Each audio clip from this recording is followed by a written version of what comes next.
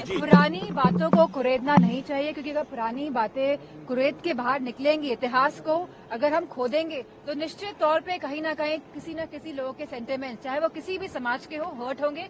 तो समाजवादी पार्टी एक progressive party है, तो हम चाहते हैं कि अगर सरकार की मंशा साफ है तो ये जो करनी सेना के जितने भी अपराधी तत्व हैं इनको जेल में भेजें। सोसाइटी है जो हमारे समाज में है उसमें एक भ्रमित करने की कोशिश जहाँ हो रही है, वहीं कहीं ना कहीं सोसाइटी को डिवाइड करने की भी कोशिश हो रही है। और जब कोई भी देश इस तरह से डिवाइसिव नियत के तहत चलाया जाता है तो हमेशा उस देश को नुकसान ही हुआ है। और जहाँ हमने देखा कि ईद के अवसर पे जहाँ गवर्नमेंट ने खाने के पैकेज बंटवाए, तो वो क्यों बंटवाए? तो अपनी मंशा को साफ करें कि वो क्या चाहते हैं आखिरकार, और क्यों वो लोगों को, देश के सभी जनता को, सभी लोगों को एक कंफ्यूजन में, एक असमंजस में रखना चाहते हैं। जी मैम, इसके साथ में योगी आदित्यनाथ कह रहे हैं कि आगरा में उसकी पहचान मुगल नहीं बल्कि शिवाजी से है।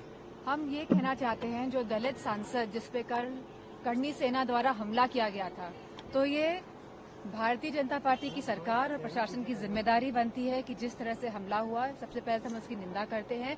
और जो ये तत्व थे, जो वायलेंट तत्व थे, जो उपद्रव कर रहे थे, इसको ये सरकार पकड़ के जेल में भेजे। रामजीलाल सुमन के घर पे जिस बात का आप जिक्र कर रही हैं, तो क्या इसमें दलित एंगल भी, जो अखिलेश जी कह रहे हैं कि दलित हैं, इस वजह से उनके घर पर हमला हुआ? ये राष्ट्रीय जी का स्टेटमेंट है, क्योंकि अभी कोई बात छुपाने वाली तो है नहीं कि वो किस उसको बिलोंग करते हैं। तो एक दलित नेता हैं, वो समाजवादी पार्टी के राज्यसभा के सांसद हैं, और जिस तरह से शासन और प्रशासन और जो करनी सेना ने मिली भगत से जो ये घटना को अंजाम दिया है, तो हम चाहते हैं कि अगर सरकार की मंशा साफ है तो ये जो करनी सेना के जितने भी अपराधी तत्व हैं इनको जेल में भेजें। राणा सांगत अपमान कर रहे हैं। पुरानी बातों को कुरेदना नहीं चाहिए, क्योंकि अगर पुरानी बातें कुरेद के बाहर निकलेंगी, इतिहास को अगर हम खोदेंगे तो निश्चित तौर पे कहीं ना कहीं किसी न किसी लोगों के सेंटिमेंट, चाहे वो किसी भी समाज के हो, हर्ट होंगे।